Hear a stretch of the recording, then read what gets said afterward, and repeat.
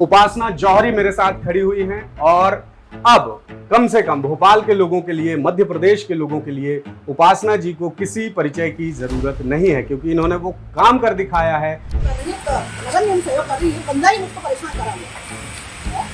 पूरी कारस्तानी इसकी पूरा केस इसने बिगाड़ा है।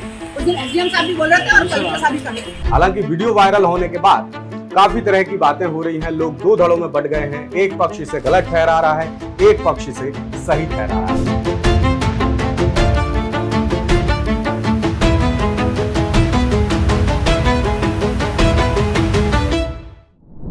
शहीद भगत सिंह का एक मशहूर कथन है कि बहरों के शहर में धमाके करने जरूरी होते हैं। ऐसा ही धमाका गुरुवार की शाम तकरीबन 4:15 बजे भोपाल के एक तहसील ऑफिस में हुआ। ये वीडियो भी आपने खूब देखा होगा। इस वीडियो ने बहुत सुर्खियां बटोरी, लेकिन इस वीडियो के पीछे की क्या कहानी है, वो महिला कौन है, हम मौजूद हैं उनके घर पर। उनका नाम है उपासना जौहरी। तो हम आपका परिचय कराते हैं। उपासना जौहरी मेरे साथ खड़ी हुई हैं और अब कम से कम भोपाल के लोगों के लिए, मध्य प्रदेश के लोगों के लिए उपासना जी को किसी परिचय की जरूरत नहीं है, क्योंकि इन्होंने वो काम कर दिखाया है। पूरी कारस्तानी इसकी पूरा केस इसने बिगाड़ा है। उस दिन एसडीएम साहब भी बोल रहे थे और कलेक्टर साहब भी कर रहे थे। हालांकि वीडियो वायरल होने के बाद काफी तरह की बातें हो रही हैं, लोग दो धड़ों में बट गए हैं। एक पक्ष इसे गलत ठहरा रहा है, एक पक्ष इसे सही ठहरा रहा है। तो आज हम मौजूद हैं उपासना जी के घर पर। उपासना जी से इस पूरे मुद्दे को लेकर बात करें। सबसे पहले आप बताइए, ये पूरा मामला शुरू कहां से हुआ? ये 89 से जो भू माफिया या विशेष वर्ग जो है, इनका काम ही कब्जा करना है। चूँकि उसमें सरकार कांग्रेस की थी और उनको शह था पूरा कि साहब आप ज़मीन पे कब्जे करिए, अवैध निर्माण करिए। हमको जब ये मालूम पड़ा हमारी ज़मीन पे कब्जा हो रहा है, मेरे ससुर जी डीजे थे, उन्होंने ज़मीन खरीदी 55 में और उस पर खाली ज़मीन थी, बाउंड्री खिंची हुई थी। 89 में जो भू माफियाओं ने जो था इस पर असलम ईरानी, मुन्ना ईरानी ये लोग हैं, इन्होंने कब्जे करना शुरू करे। तब हम देखिए जुडिशली से, तो हम तो कोर्ट में ही जाएंगे, उनसे हम लड़ने तो जाएंगे नहीं। तो हमने उस समय स्टे लिया कोर्ट से कि साहब हमारी ज़मीन पे ये कर रहे हैं, शिकायत करी पुलिस में। तो उस समय के एसपी ने, डेविड साहब ने हमारा साथ नहीं दिया, भू माफियाओं की तरफ ही थे। फिर हम लोग कोर्ट गए, कोर्ट से हमने स्टे लिया। खाली ज़मीन पे मेरे हस्बैंड की फ़ोटो है, पूरी भूमि खाली थी। लेकिन ये भू माफियाओं में न कोर्ट का डर था, न किसी प्रशासन की, इनको पूरा वो मिली हुई थी। ये उस पर अवैध निर्माण करते रहे। आज के समय में वो फिज़ा कॉलोनी 67/1/1 नारियल खेड़ा में फिज़ा कॉलोनी के नाम से है, जिसमें के 3 मंजिले मक्के मकान बन चुके हैं। और 92 में हमको कोर्ट ने जीत गए थे हम केस, और 95 से डिक्री मिली हुई है, तोड़ने के आदेश हैं कलेक्टर को कि साहब एसडीएम के साथ जाके उसको ज़मीन को तोड़वा के और कब्ज़ा दिलवाया जाए। लेकिन वो ना करते हुए जो पुराने कलेक्टर थे, पूरा राजस्व विभाग उन्हीं भू माफियाओं से मिला हुआ था उस समय। पुलिस तो हमको बराबर तब से मदद कर रही थी, लेकिन ये लोग हमारी मदद नहीं कर रहे थे, जो राजस्व विभाग वाले हैं। और उनको बराबर उनकी शह पे और नगर निगम का इनको वो था कि जिससे बनाते चले जाए। एक शरीफ आदमी आज की तारीख में एक कमरा बनाता है और नक्शा पास नहीं होता तो नगर निगम जाके तोड़ देती है। ये तो कोर्ट के आदेश थे तोड़ने के। भू माफिया थे, ज़मीन भी उनकी नहीं थी, लेकिन वो आज की तारीख में वहाँ 3 मंजिलें इमारत बन गई हैं और उसको फिज़ा कॉलोनी नाम दे दिया गया है। अवैध बिजली का कनेक्शन है, अवैध वो है, और खसरे भी चेंज कर दिए थे उसके। 67/1/1 को 67/1/2 करके कोर्ट से स्टे लेकर आए थे। द्वारकाधीश बंसल ने अभी हमारे पक्ष में, जब उन्होंने पकड़ा इस चीज़ को कि साहब ये तो कोर्ट को गुमराह करके और 67/2 पर स्टे ला रहे हैं जबलपुर से, हाई कोर्ट से, तब उन्होंने डांट लगाई वकील की कि मैं तुम्हारे नौकरी पे भी वो कर लूँगा, तुमने कोर्ट का टाइम बर्बाद करा है। भोपाल कोर्ट से हमको बराबर मिल रही थी मदद, लेकिन क्योंकि कलेक्टर और ये हमको मदद नहीं कर रहे थे। पुलिस प्रशासन जाती थी, पिट के वापस आ जाती थी। अभी जो नए वो हुए, मैंने पीएम मोदी साहब को भी लेटर लिखा था, उनकी तरफ से कमिश्नर को, भोपाल चीफ सेक्रेटरी को लेटर आया था, उस पर भी उन्होंने कोई ध्यान नहीं दिया। मैं बराबर लड़ती रही। सन 18 में मेरे हस्बैंड की डेथ हो गई, उसके बाद से कोई देखने वाला था नहीं। फिर मैंने वापस शुरू करा इसको कि मेरी ज़मीन है मैं खाली करवाऊँ। तो तत्कालीन कलेक्टर से मैं मिली, उनको बताया। बामरा साहब थे जो, उन्होंने मेरी बहुत मदद करी गुलशन बामरा। गुलशन बामरा साहब ने, वो एक पहला ईमानदार और इतने अच्छे इंसान मिले हैं जिन्होंने कि मेरा 3 दिन के अंदर पूरा मेरे नाम पे ज़मीनें चढ़ाई, मेरे हस्बैंड की उसकी थी, सब पुस्तिकाएँ वगैरह बनवा के। लेकिन तब भी एक झोल हो चुका था उसमें कि वो कागज़ों में हेराफेरी करके मेरी ज़मीन को आधा कर दिया गया था। जो 78 डेसिमल ज़मीन है उसको 15,000 स्क्वायर फीट ले आए थे, लेकिन कोर्ट ने तो मेरे को वही दे रही, क्योंकि हम जीते हुए हैं, उस समय हमारे कोई ज़मीन पे था नहीं। ये बराबर हमारे ज़मीन पे जबलपुर से स्टे लाते रहे, 2 बार कोर्ट से खारिज हुआ, लेकिन यहाँ के प्रशासन ने हमको मदद नहीं करी।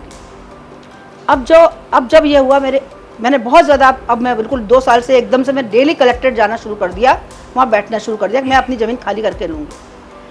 तो जब ये परेशान हुए हैं, मैंने शिकायत करी, डिप्टी सीएम को करी, सीएम साहब ने फ़ोन करा, देवड़ा साहब ने अपने राजस्व मंत्री से ही मिले, उन्होंने ही फ़ोन करा।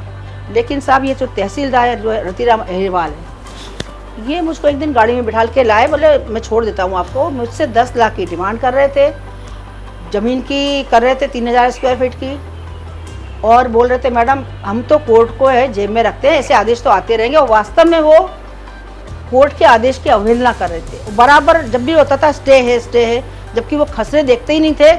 और हमारी जुडिशियल भी बहुत ख़राब है इस मामले में। जब आपके मोबाइल पर पूरा दिख जाता है किसकी ज़मीन है, तुम कैसे किसी को स्टे दे रहे हो बिना देखे हुए। आजकल तो एक बच्चा सब जान रहे हैं कि साहब आप कोर्ट पे कागज़ डालिए, पूरा खसरा आ जाए, तो जुडिशियल भी उनको स्टे दे रही थी बराबर। तो जब ये पकड़ी गई जबलपुर में, उन्होंने बंसल साहब ने पकड़ा ये चीज़ कि ये गलत जगह पे स्टे ले रहे हैं, फिर उन्होंने उसको वो न्याय करा मेरे साथ कि वो हाई कोर्ट सुप्रीम कोर्ट तक जाने के लायक नहीं रहे। अब तहसीलदार ने पूरी खेल अपना शुरू करा यहाँ पर, रतिराम ने। इनने कहा, या तो पहले कलेक्टर ने ही मुझको लालच दिया साहब समझौता कर लो। मैंने कहा साहब समझौता करना ही है, हमारे पाकिस्तान में सैनिक बेकार मर रहे हैं, वहाँ बेकार मर रहे हैं बॉर्डर पे। जब समझौता ही करने तो हमको ज़मीन दे देना चाहिए उनको। मैं समझौता नहीं करूँगी, क्योंकि मेरी ज़मीन है, मुझको मेरी ज़मीन पूरी खाली चाहिए, और मैं लड़ूंगी इसके लिए, आगे भी लड़ती रहूँगी। फिर जब मैंने बहुत ज़्यादा वो लोग परेशान हुए, तो उन्हें कलेक्टर ने एसडीएम पे डाला, एसडीएम ने तहसीलदार पे डाला, और तहसीलदार साहब ने, जब मेरा इजरा चल रहा है कोर्ट के आदेश से, इजरे के खिलाफ इन्होंने अपनी मर्जी से 250 की धारा मेरे कर डाल दी, और मेरे को बिना कहे इन्होंने भेज दिया थाने में। अब वो 75 लोग हैं, वहाँ से 5,000 महीना भी आएगा, तो 75 आदमी 5,000 रुपये महीना कैसे, 2 साल से बराबर ये पैसा आ रहा है उनकी तरफ से। जो तहसीलदार आ रही, पटवारी तहसीलदार, यदि इसकी जांच करी जाए, भोपाल में इसके अंदर जो कब्जे हो रहे हैं, इसमें 5 लोग पूरी तरह से इन्वॉल्व हैं, राजस्व विभाग, पटवारी, आरआई, उस क्षेत्र का पार्षद, ये जो 1-1 लाख रुपए दान पत्र पे ज़मीनें दे रहे हैं, वो किसी भी दे रहे हैं, और हमारे रोहिल्ला को भगा रहे हैं, हम कर रहे हैं, पूरे चल रहे हैं कार्यक्रम। और तहसीलदार, इनको पूरे रिकॉर्ड मालूम है कहाँ गलत। ये लोग शासकीय भूमि पर तो कब्जे कर रहे हैं, साथ में प्राइवेट भूमि पर जैसे मेरे करा हुआ है ना। और इतने कोर्ट के आदेश स्टे के बावजूद नगर निगम को बिल्कुल सोया हुआ है। और नगर 92 से मेरे पास रिसीविंग है नगर निगम की कि साहब अवैध निर्माण हो रहे हैं, इनको तोड़िए। नगर निगम में बिल्कुल कान पे जू नहीं रहेंगी, उनको बराबर उनको बिजली पानी पूरा मुहैया करा जा रहा है। 2019 तक तो इन्होंने पानी के बिल ये भी नहीं भरे थे, और अभी 24-25 में भरना शुरू करें हैं। और फिर इन्होंने जो है, रतिराम ने मेरे से पैसे की डिमांड करी, मेरे संग अभद्र व्यवहार करा, और मुझसे बोला कि साहब अब हम आपने नहीं माना तो 38 साल तो लड़ियो, आगे 38 साल लड़ती रहना, भूमाफिया है, आपको कहाँ फेंकेंगे मालूम भी नहीं पड़ा। तब मैंने गाड़ी रुकवाई उनकी, मैं पॉलिटिक में उतरी, तो मुझको बोला कि मैं आपको इसमें फंसवा दूंगा कि आपने मेरे खिलाफ जो है अब इसका भाषा का प्रयोग करा, जाति सूचक शब्द का। तब से मेरे को था मैं क्या करूं इसको, मैं किसी को बता भी नहीं सकती थी। मैं बराबर एसडीएम साहब को फ़ोन कर रही थी, कलेक्टर उनको बोल रही थी शिकायत। पांडे जी बहुत अच्छे हैं, उन्होंने मेरी बराबर मदद करी, जो कलेक्टर के ओएसडी हैं। पुलिस मेरे को मदद कर रही थी, लेकिन ये लोग क्यों नहीं कर पा रहे, कलेक्टर एसडीएम, ये मुझको नहीं मालूम कि क्या मजबूरी थी कि इनका तहसीलदार इनका बात नहीं सुन रहा है। जो वो मंत्री हैं, क्या नाम है अपने करण सिंह वर्मा जी, उन्होंने भी फ़ोन करा कि इनका काम करो, कोर्ट के आदेश हैं कि अवमानना आएगी, उसके बाद भी ये नहीं काम कर रहे हैं, बराबर मुझको धमका रहे हैं मेरे। तब मैं इतनी 70 साल की, मेरे को मानसिक रूप से इतनी हुई थी। उन्होंने परसों से मेरे पास में 10 आदेश आए कोर्ट के 250 जबलपुर से आई, 250 या जबलपुर भोपाल से आए, उल्टे मेरे ऊपर केस डलवाने शुरू कर दिया। तो मैं मानसिक रूप से परेशान हो चुकी थी, आर्थिक तो तोड़ ही दिया है। तब मैंने कहा जब मैं इतनी सक्षम होकर ये मेरी नहीं सुन रहा है, तो ये आम महिलाओं को तो पता नहीं ये लोग क्या हालत करते हो। तो मुझको मेरी मजबूरी थी ये इसका ट्रांसफ़र, मेरा सुन रही थी इसका ट्रांसफ़र हो जाएगा आज 30 तारीख को। मैं करने इसको मैंने भेज दिया तो मैंने कुछ नहीं करा है। मैं खुद चैन से नहीं रह पाऊंगी और उस ज़मीन को मेरे लिए कुछ वो नहीं, जब तक मैं इतना अन्याय सहा है उसको तो मेरे को सज़ा देनी चाहिए जिसने संग मेरे साथ इतनी वो करी। इसलिए मैं गई और मैंने जाके उसके मुँह पर स्याही फेंकी कि तुम गलत काम करोगे तो तुम्हारे मुँह ऐसे ही काले करे जाएंगे, तुम्हें पब्लिक के सामने लाया जाएगा। बिल्कुल। अब इसकी जाँच करी जाए, कलेक्टर करें, विभाग राजस्व विभाग करें, मुख्यमंत्री जी करें कि मध्य प्रदेश में क्या चल रहा है, हमारे यूपी में इतनी कार्रवाई चल रही है, दिल्ली में कार्रवाई चल रही है, ये भूमाफियाओं के खिलाफ भोपाल में मध्य प्रदेश में कार्रवाई क्यों नहीं हो रही है और कोर्ट के आदेश के बाद नहीं हो रही है। अब मुझ पे केस लगाया है साहब, सरकारी काम में बाधा पहुंचाई है। तो जब पुलिस वहाँ गए थे तोड़ने के लिए हम लोग 15 अप्रैल को, तो इन्होंने कम से कम 2000 इकट्ठी भीड़ हो गई थी। इसमें बुरके वाली महिलाओं ने पुलिस के ऊपर हमला करा है, 2 पुलिस महिलाओं के हाथ टूटे हैं और जो गौतम नगर थाने पे हमला हुआ है उनके ऊपर, पुलिस वालों के ऊपर। क्यों? वो पुलिस की कार्रवाई नहीं थी क्या? वो शासकीय कार्रवाई नहीं थी क्या? यदि मैं शाही फेंक रही हूँ तो शासकीय कार्रवाई में बाधा है, और यदि वो हमला कर रहे हैं तो शासकीय कार्रवाई में बाधा नहीं है। और ये कोर्ट के आदेश नहीं मान रहे हैं तो क्या कोर्ट क्या प्राइवेट है? उसके आदेश क्यों नहीं मान रहे हैं तहसीलदार? मतलब ये सिर्फ पैसा पैसा पैसा और पब्लिक को परेशान करना है। तो मेरे पास मजबूरी थी कि इनको सच सामने लाना, और मैं नहीं लाती तो ये इस तरह से लोगों को तंग करता रहता। मेरे को तो कर ही लिया है तंग। तो मैंने कहा नहीं, जब तक मेरे को भी चैन नहीं ले पाऊंगी यदि मैंने अपने खिलाफ, मैं तो दूसरों के साथ अन्याय होता है उस पर आवाज़ उठाने वाली महिला हूँ। भोपाल में सब जानते हैं मुझको कि मैं बहुत दबंग महिला हूँ, और मैं दूसरी महिलाओं के साथ, भाइयों के साथ अन्याय होता है और घरेलू हिंसा होती है, मैं उस पर खड़ी हो जाती। तो जो मेरे साथ इतना अन्याय कर रहे हैं पटवारी और तहसीलदार और कलेक्टर और SDM, तो मैं अपनी आवाज़ नहीं उठाऊंगी तो कौन उठाएगा मेरे खिलाफ? ये कोर्ट को नहीं मान रहे, किसी स्टे को नहीं मान रहे, तो ये किसको सुनना है मेरे? तब मैंने कहा कि इस तरह से प्रशासन जाएगा। मैंने 2017 में 2 नवंबर को 3 नवंबर को कोर्ट के अंदर भी बम फोड़ा था कि साहब वो करी थी, मेरे खिलाफ कुछ कार्रवाई नहीं कर पाए थे, क्योंकि मैं सही हूँ। और सुनना पड़ेगा कोर्ट को, जजेस को भी सुनना पड़ेगा, महिला को सुनना पड़ेगा कि अपराधियों के लिए रात को सुप्रीम कोर्ट खुल जाते हैं, वो उनके लिए क्या मैं दंगाइयों के लिए, नेताओं के लिए। एक महिला जो अर्जेंट हेयरिंग लगा रही है उसको 1-1, 2-2 साल, 3-3 साल नहीं सुना जा रहा कोर्ट के अंदर। काय का न्याय है तुमको? 38 साल के लिए न्याय से भटक रही हूँ। किस काम का वो न्याय मेरे लिए जो तुम करवा नहीं पाए? तुम्हारा स्टे के ऊपर तमाचा है न्यायपालिका के ऊपर कि तुम्हारे स्टे के बावजूद 3 मंजिल इमारतें बन गई और नगर निगम तुम्हारी सुन नहीं रही है, कलेक्टर तुम्हारी सुन नहीं रहा है। काय का न्याय है ऐसा? पुलिस जाती है, पिट के चली आती है बेचारी। ये पुलिस को सब पूरा पुलिस के माथे डाल देते हैं। वो जाती है, पिट के चली आती है, उस पर शासकीय कार्य में बाधा नहीं है। यदि मैंने शाही फेंक दी तो शासकीय कार्य में बाधा है। मैंने जानबूझ के करा है, मेरे को मानसिक रूप से बहुत परेशान कर लिया था, मैं पागल हो जाती, मैं बीमार हो गई थी। और कल में जब काउंटर FIR लिखी गई तो मेरी FIR नहीं लिखी गई है, क्योंकि इन्होंने वहाँ भी बहुत झोल करा है। तो मैं तो लड़ रही हूँ अपने खिलाफ और आगे भी लड़ती रहूंगी, मेरे को कोई डर नहीं है किसी तरह। गुंडागर्दी, भ्रष्टाचार बढ़ा दिन दूना, प्रजातंत्र की स्वतंत्रता का देख नमूना। हमारे सामने मिसाल बैठी हैं। 38 साल से ये सरकारी सिस्टम की सताई हुई है। राजस्व विभाग के हाल किसी से छिपे नहीं हैं। दिन ब दिन नहीं बल्कि घंटे दर घंटे राजस्व के मामलों की संख्या मध्य प्रदेश में बढ़ती जाती है। उन्हीं में से एक मामला है उपासना जौहरी का। उपासना जी, अभी आपने एक कलेक्टर का जिक्र किया जिन्होंने समझौते का दबाव आप पर बनाया, तो आप 10 सूत्र के कैमरे पर बताइए कौन है वो कलेक्टर? वो है भोपाल कलेक्टर कौशेंद्र सिंह जी। जब मैंने एक दिन रात को, जब मेरी सुनवाई नहीं हो रही थी, उसकी रिकॉर्डिंग मेरे पास में है, मैंने रात को 10 बजे तक कलेक्टर ऑफिस में बैठ गई उसके ऊपर कि मैं यहाँ से नहीं जाऊँगी। तब जब बहुत दबाव बना उनका, जब मैं कल हट नहीं रही थी वहाँ से, क्योंकि मैंने एक बार SDM ऑफिस इनके जैन साहब के उसमें भी, मैंने आदित्य जैन के उसमें भी उधम मचाया था।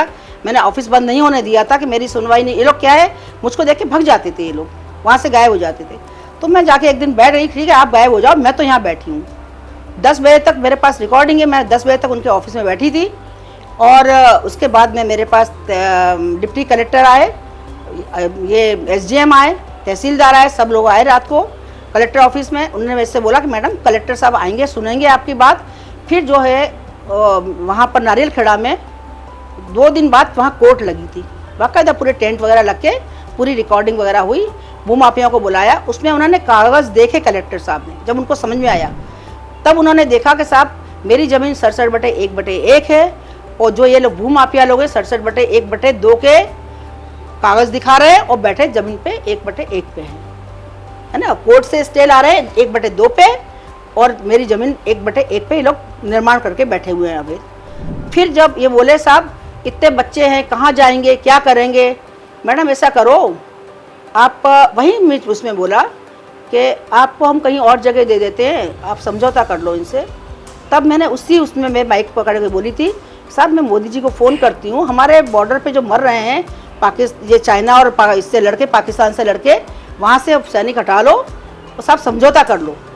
तो अब मुझको समझ में आ रहा है कि भूमाफिया जो वक्फ बोर्ड के पास ज़मीन है, भूमाफियाओं के पास ज़मीनें जा रही हैं ना, वो इन्हीं समझौते के कारण जा रही हैं।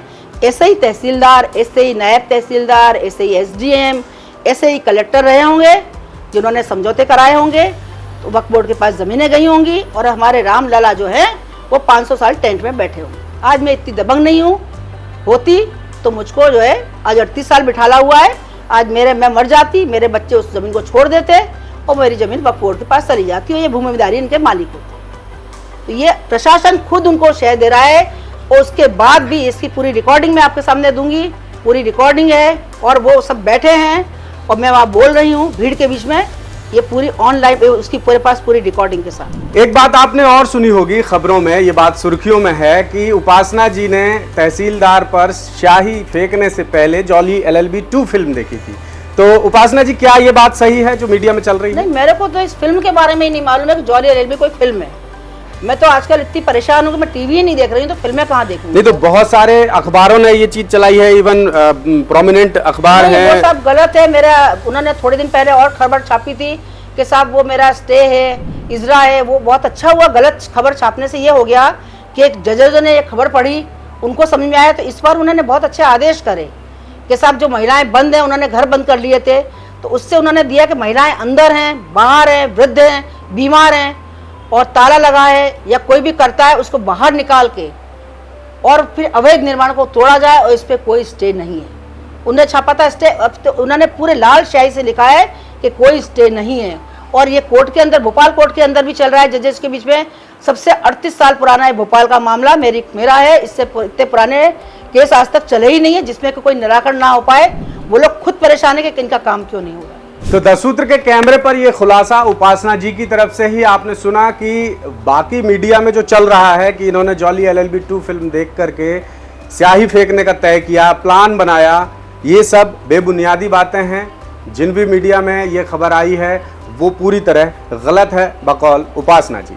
उपासना जी के इस कृत्य के पीछे सिर्फ एक चीज़ है, वो ये है कि बीते 38 साल से ये इतनी परेशान हो चुकी थी, क्योंकि इन्होंने सारे नियम माने, सारे कायदे माने, कानून के मुताबिक चली, लेकिन इसके बावजूद जब इनकी ज़मीन का निपटारा नहीं हुआ, जब वो केस लगातार बढ़ता गया, अफसरशाही लगातार हावी होती गई, नायब तहसीलदार SDM कलेक्टर नहीं सुने, तब जाकर के उपासना जी इस तरह मजबूर हो गई कि उन्होंने सीधे जाकर के नायब तहसीलदार रतिराम अहिरवार के चेहरे और कपड़ों पर स्याही फेंक दी। और उस दौरान उपासना जी ये कहती सुनाई भी दे रही हैं कि इनका तो मुंह काला होना चाहिए।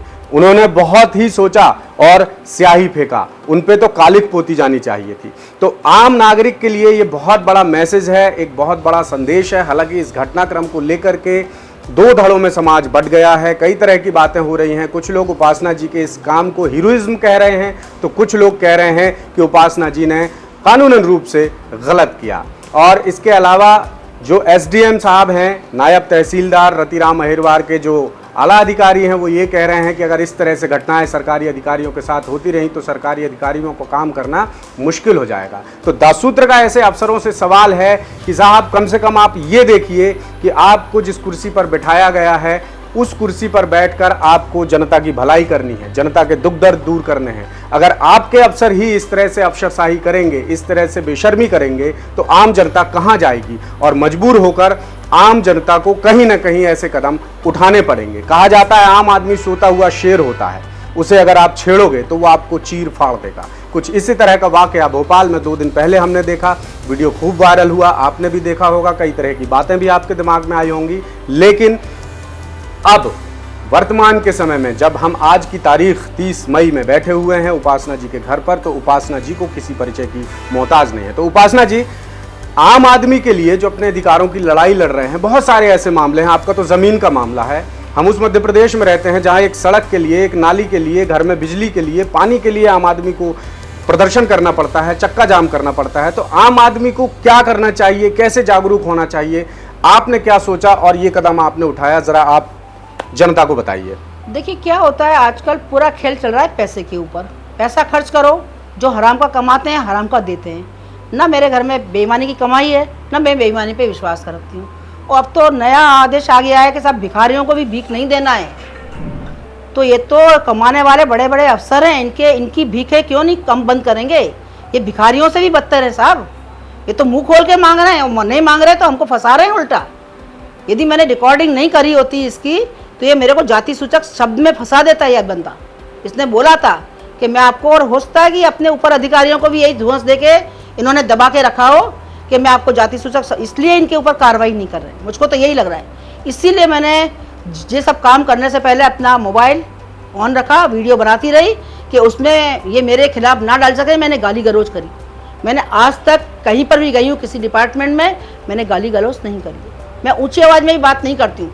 हाँ, लेकिन जब कोई गलत करेगा तो अब तो मैंने सोच लिया है साहब, जब आप नई बात बनेगी तो साहब, जो जैसे वो बोलते हैं योगी जी, जो जिस भाषा में समझता है उसको उसी भाषा में समझाना पड़ेगा। तो जनता के लिए ये एक सख्त मैसेज है और बहुत महत्वपूर्ण मैसेज है कि आप सरकारी सिस्टम से लड़ रहे हैं, आपको ये बात पता होनी चाहिए। तो जब आप सरकारी सिस्टम से लड़ते हैं तो आपके पास तथ्य होने चाहिए, प्रमाण होने चाहिए। सिर्फ कहने से बात नहीं बनेगी। लिहाजा उपासना जी ने अपने मोबाइल पर रिकॉर्डिंग की, ऑडियो रिकॉर्डिंग की, अपने सबूत जुटाए ताकि कल को जब उन्हें न्यायालय की दहलीज पार करनी पड़े, उन पर कोई आरोप लगे तो उनके पास तथ्य होने चाहिए, सबूत होने चाहिए, सिर्फ कथ्य नहीं। जब उपासना जी ने स्याही फेंकी नायब तहसीलदार के ऊपर, यह वीडियो खूब वायरल हो गया। लेकिन उसके बाद क्या हुआ वो एक घटनाक्रम भी हम आपको बताना चाहेंगे। उपासना जी वहां से हिली नहीं।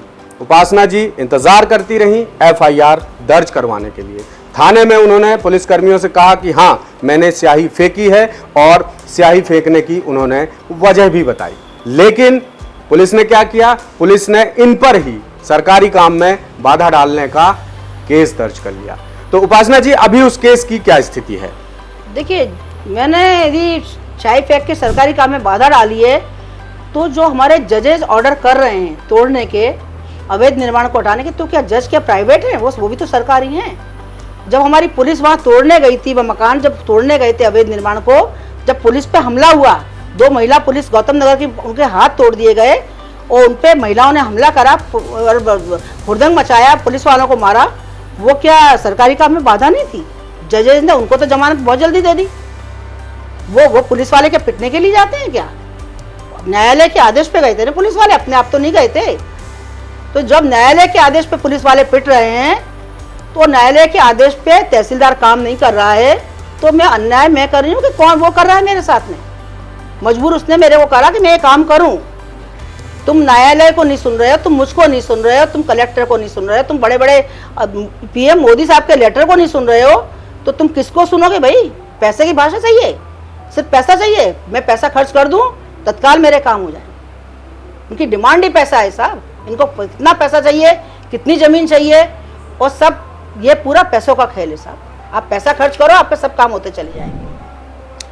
तो आपने एक WhatsApp पे, सोशल मीडिया पे वायरल कुछ देखते पढ़ते होंगे, तो उसी में से एक चीज बहुत वायरल होती है। कथन है कि सरकारी अधिकारी काम ना करने की तनख्वाह लेते हैं और काम करने के लिए रिश्वत लेते हैं, घूस लेते हैं। तो उपासना जी ने अभी जितनी भी बातें बताई उससे ये बात तो पुष्ट होती है कि वाकई पूरा भ्रष्टाचार इस पूरे मामले में है। इन्होंने प्लॉट की डिमांड करी, में का पैसा नहीं है साहब, मैं तो वैसे ही खत्म हो चुकी हूँ साहब। जमीन तो है, 3000 स्क्वायर फीट जमीन दे दो साहब। ये कोर्ट के कागज जेब में रखे घूमते हैं, डीजे वीजे तो इनकी जेब में रहते हैं, ये सब डरते नहीं है किसी से। ऐसे आदेश तो इनके पास बहुत आते रहते हैं। ये कोर्ट को नहीं मानते हैं, डीजे के पिताजी को नहीं मानते हैं साहब। ये बहुत बड़े ऊंचे लोग हैं। ये बहुत रतिराम जो अहिरवाल हैं, बहुत धीमी धीमी बात करते हैं। और ये बहुत, क्योंकि अब फिर इसके बाद मैंने कहा लाओ रिकॉर्डिंग करूं, तब कल इनकी आवाज़ ऊंची निकली है। इसके बाद ये बहुत धीमे धीमे वो करते हैं। इनकी आवाज़ जो आप सुनोगे ना, लगेगा नहीं कि बोल रहे हैं। ये केस लड़ते लड़ते मजकूरियों ने, देखिए कोर्ट में हमारा बहुत पैसा खाया इन्होंने, मजकूरियों ने बहुत खाया। ये रिश्वत अकेली यहाँ ही नहीं चल रही है, कोर्ट में भी साहब बहुत रिश्वत चल रही है। वहाँ का बाबू जो वकील जो है ना, ये जो वकील हैं वो, हमारी वकील तो खैर बहुत अच्छी है, लेकिन वकील जजों से ज़्यादा तनख्वाहें तो वकील उठा रहे हैं साहब, और वकील दोनों तरफ से मिल के खा रहे हैं। ये हमसे ही पैसा लेते हैं, उस पार्टी से ही मिल जाते हैं, और वहाँ का एक बाबू 100 रुपये की पैसे के बिना फाइल नहीं चलाता है।